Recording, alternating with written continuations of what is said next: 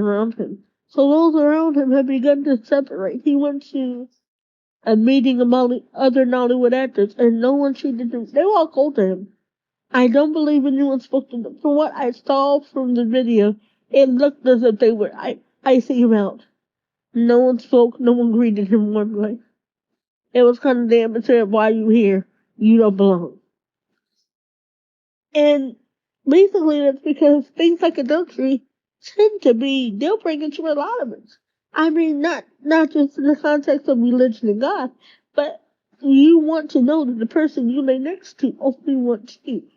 You want to know that the person you're having sex with isn't having sex with multiple people and putting your life in jeopardy. Condom or no, because condoms break all the time.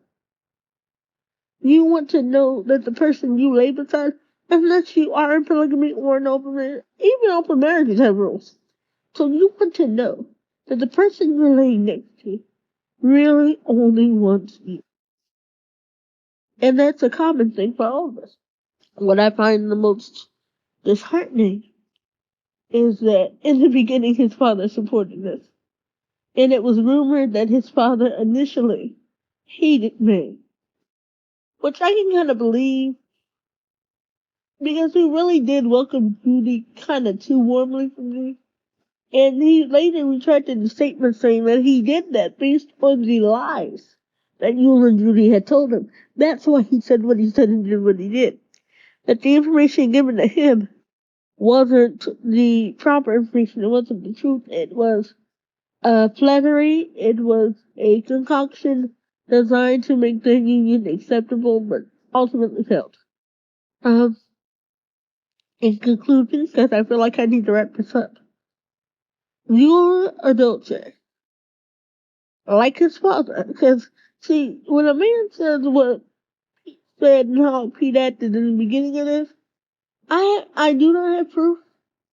I'm just saying allegedly based on the way he acts, you know that back in the day, before they had all this paparazzi stuff, he probably was out there sowing some wild oats. But he was discreet. Discretion is the better part of valor. He did not flaunt it. He did not ever put a woman up as a second wife. In fact, it's kind of a thing known about the adultery boys.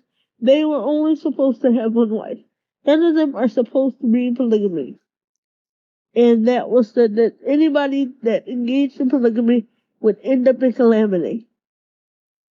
Ever hear of a generational curse?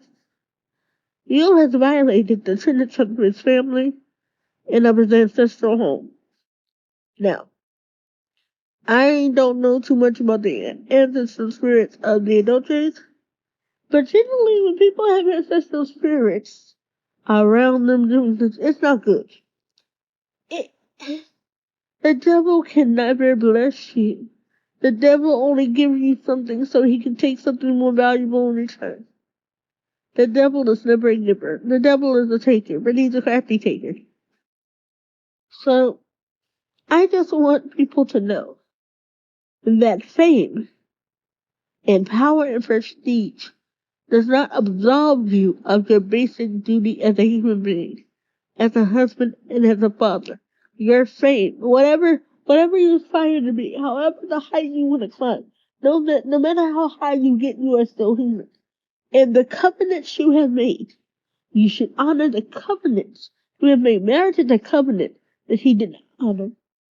And it breaks my heart for May because she was faithful. And as a widow who was faithful, I'm Team May all the way.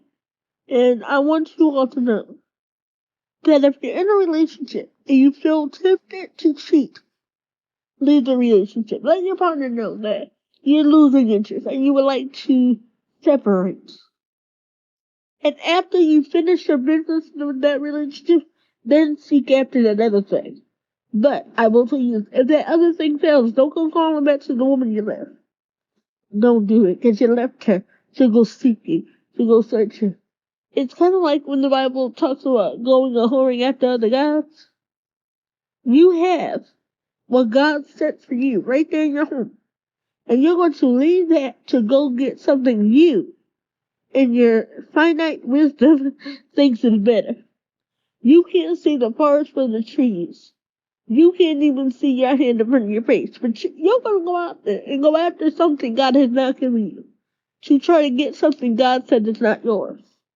Mine and I were on the phone the other day and talking about what God has for you is for you.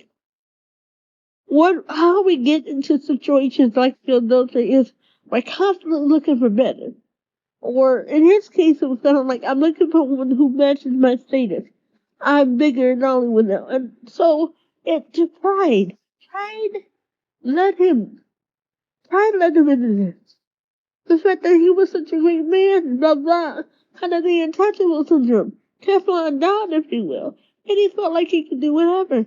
But now it's coming to be a problem for everybody. His sin has caused a turmoil for his entire family because he's unwilling to repent. It takes you being humble to repent. Because in actuality, and I know this may seem jumbled and perhaps if I jumped ahead or skipped something, forgive me. It's just that this situation has gone on so long, and after his son died, I followed him for a while, but then I stopped because I thought everything had settled. Happened to be on YouTube, and it came up again, and I'm like, it's still going? I thought we settled this. I thought at least there was peace, and people were just, if they were bitter or anything, we're going to keep their mouth shut. Nope. No way, no how to change. So, if we take a look at what we've done, if we take a look at our life, if we are able to take stock of ourselves and truly do some real introspection, we should be able to humble ourselves. I'll give you, it's hard to humble up before people. I get that. I understand that. Personally, I really do understand that. But at least, humble yourself before God. Call before God with humility. Repent, get it under the blood, rise up, and go again and sin no more. Basically, that's all I want for Yul and Judy and her mother. To stop doing wickedly. What do people gain from the wickedness? What do people gain from hurting others? You don't gain anything.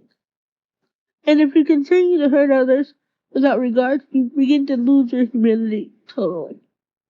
Well, I hope you enjoyed it. Just a little bit of everybody's concentrating on Diddy and TD Jakes. I wanted to bring you something different. We will get into mega churches and why they're not godly at a later date.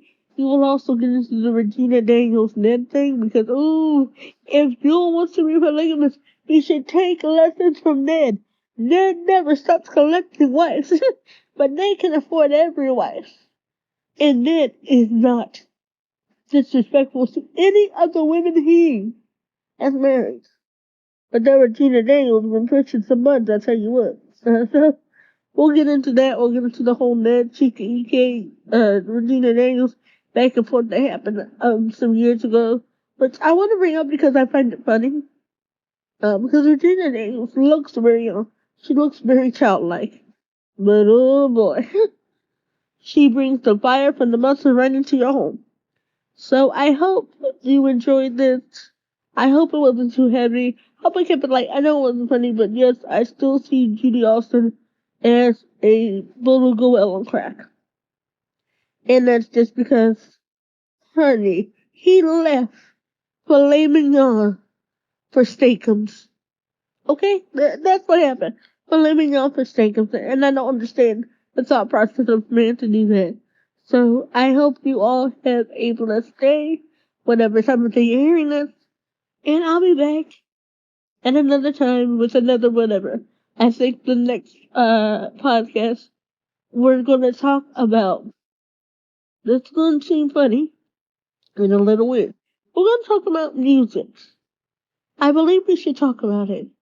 But I can't quite figure out how to do it yet, but when I do I'll be back with that.